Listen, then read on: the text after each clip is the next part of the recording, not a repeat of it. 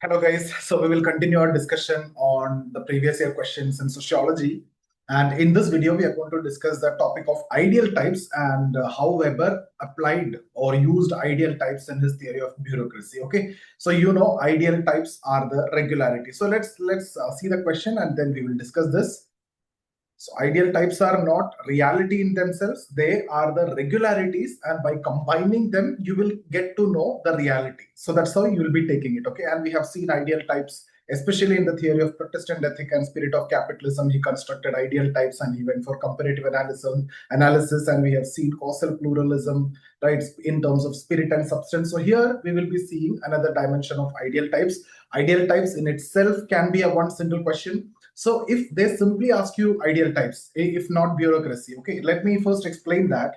If they simply ask you ideal type, then you can give examples from either bureaucracy, right, or you can talk about Protestant ethics, spirit of capitalism. So you have a number of examples. If it is 10 marker, one of the theories is enough. If it is 20 marker, couple of examples you can give, and you can explain each of that. You can even social action also, when he give that 4 actions, those are nothing but the ideal type, whether it is traditional action or vote rational action or direct rational action. All these are ideal types, and when you combine them, you will actually get the reality, the real meaning, real understanding.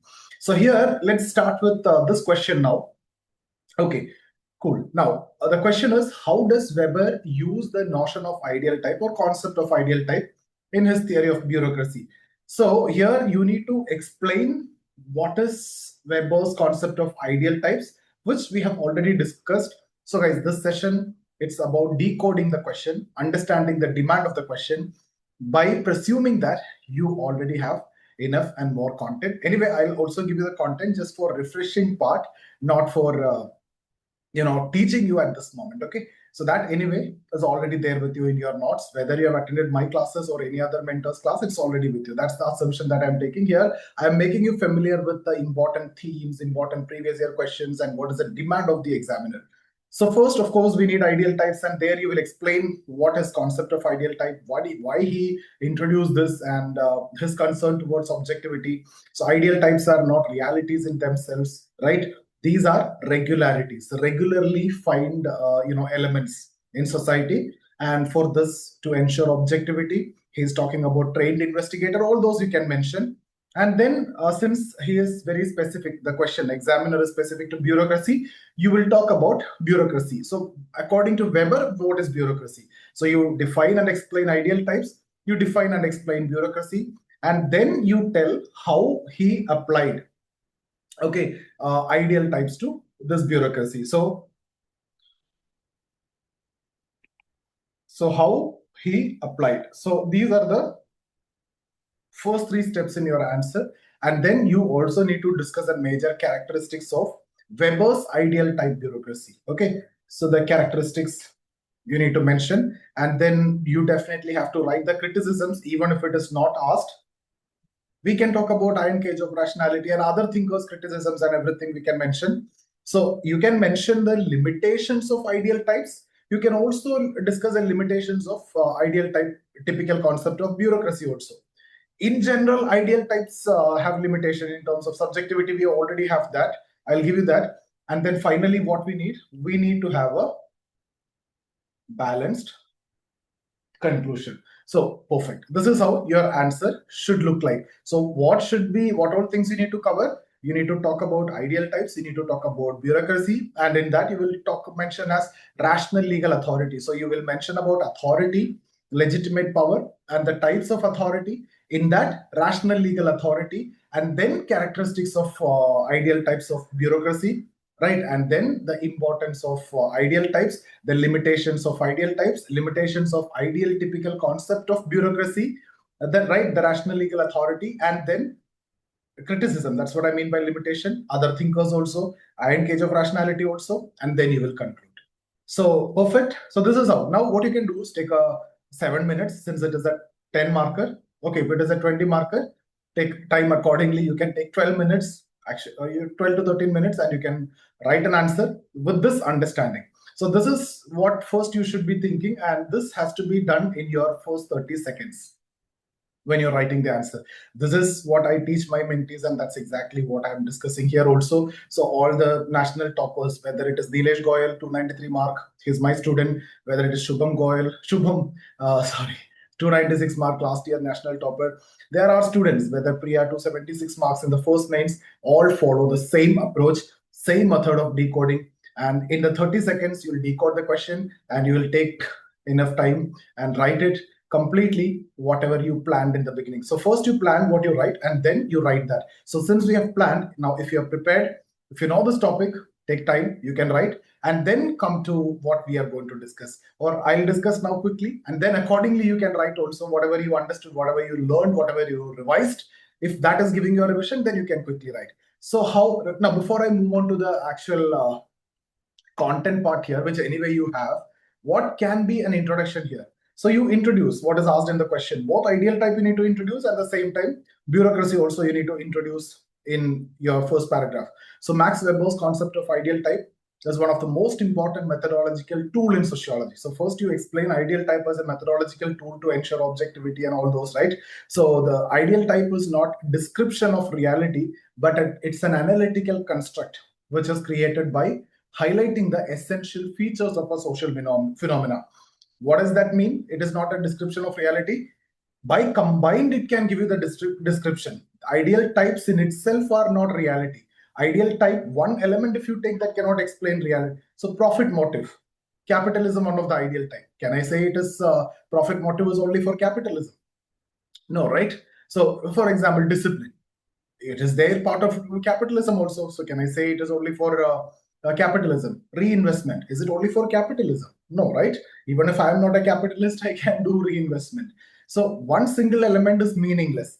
When combined, it gives you the, so these are the concept of ideal type, which I presume you know. So here you will mention that ideal types are the regularities of a social phenomena, and one single ideal type won't explain the reality, but when combining that will give you the complete understanding of the reality. So the ideal type is not a description of reality, but it's an analytical construct which is created by highlighting the essential features of a social phenomena. So what I mean by that essential features, simple terms, these are regularities, regularly seen elements. So when I say ideal types of social action, these are the regularly seen 4 types of social action.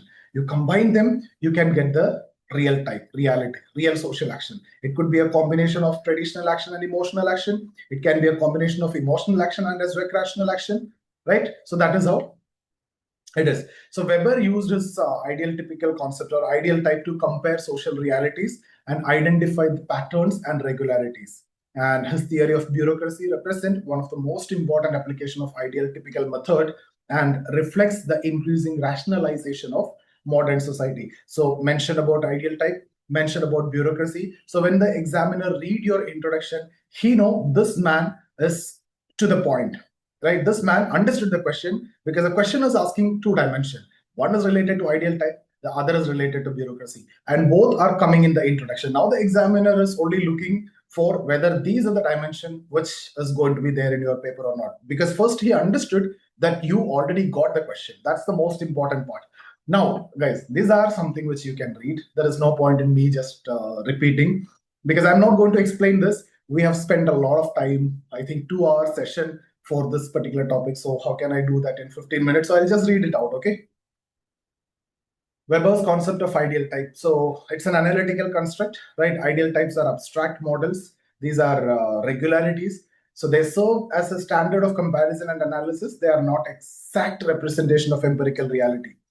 Now, it's a product of abstraction. Ideal types are created through abstraction. The researchers, select and emphasize essential features of a phenomena. Non-essential features are excluded. Now, the question is, what is essential? What is non-essential? So, can it be subjective?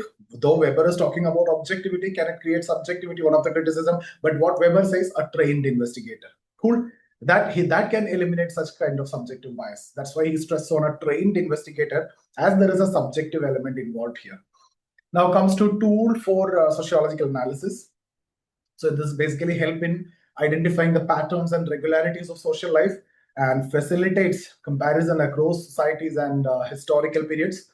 And it enables systematic sociological investigation. Yes, Now, comparative utility. Ideal types are frequently used in comparative analysis. They help to identify similarities and differences among societies, and they provide a benchmark against which real cases can be examined.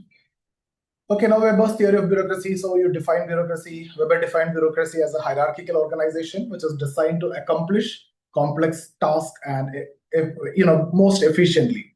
And the characteristics of ideal types, which you have to mention: the hierarchy, the division of labor, the formal rules and procedures, impersonal relationships, merit-based recruitment. Cool. Now, bureaucracy and rationalization. Bureaucracy is closely linked to Weber's concept of rationalization. Weber considered bureaucracy is the most rational method of exercising authority, and it represents the dominance of rational legal authority in modern society.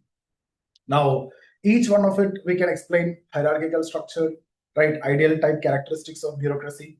So officers are organized into clear hierarchies, lower office that that remain under the supervision of higher officers. Authority based on position, yes, and separation of office and person, right? Impersonality. So the incumbent cannot appropriate the position, and office remains separate from the individual occupying the position. Now, permanence of office, it's a permanent position, and objective recruitment, staffs are selected through objective criteria. Merit and competence, self-explanatory, you know that. Specialization, work is specialized and divided. Career orientation, full-time career. And official duties, okay. Rule-based decision making, just go through this anyway. I can attach the PDF also. Impersonality, bureaucrats execute orders without any personal bias, and there is a written documentation, right? Administrative acts, so whatever the rules, regulations, and everything. Rationality and objectivity. Modern bureaucracy is distinguished by rationality, efficiency, predictability, and objectivity become central principle. Now, importance of ideal type in understanding bureaucracy. So identifying the pattern. So ideal types help in identifying recurring bureaucratic characteristics. They reveal the regularities that may otherwise remain unnoticed. Benchmark for comparison, right? This is what we discussed in the beginning also. So the real organization can be compared against the ideal type, and deviations and variations become visible. And then comparative analysis. Bureaucracies across countries and institutions can be systematically compared, because there is a standard which you are setting now, right? These are ideal types of bureaucracy. Now, different countries, how the bureaucracy is functioning, you can basically compare with this set standards, common standards. And understanding rationalization, the ideal type of bureaucracy demonstrate the spread of rationalization in modern society. Now, limitations. See, these are again there in the notes: lack of empirical bias, right? These are theoretical construct, subjectivity. How to solve that? Proper trained investigator, oversimplification, Eurocentric bias. Weber's model is largely based on Western bureaucratic experience. It may not fully explain non-Western administrative system and the static nature. Ideal types are relatively static models and not a perfect match in reality. So these are criticisms which you can mention, right? Now, what we need a conclusion. So you can say Weber's concept of ideal type remain one of sociology's most influential methodological contribution. First point, right? So most important, this ideal type as one of the most important methodological contribution to sociology. That is your first line in the conclusion. And then here, since it is related to bureaucracy, you need to talk about bureaucracy only. If it is a general question, we mentioned through his theory of social action, Protestant ethics, spirit of capitalism, bureaucracy, etc., Weber identified. So here, through the ideal type of bureaucracy, Weber identified the essential characteristics of modern administrative organizations and highlighted the process of rationalization in the contemporary society. Then briefly mention about the criticism. Even though, or although, he is criticized for being abstract, Eurocentric, or this concept is being criticized for these, still the concept is continuing to provide a valuable framework for understanding and comparing the bureaucratic systems across different contexts. So that's its relevance. Perfect. So this is how you should be in a position to present your answer.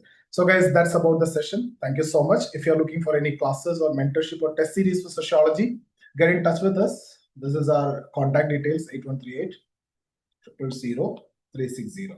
Fine. So See you guys. Thank you.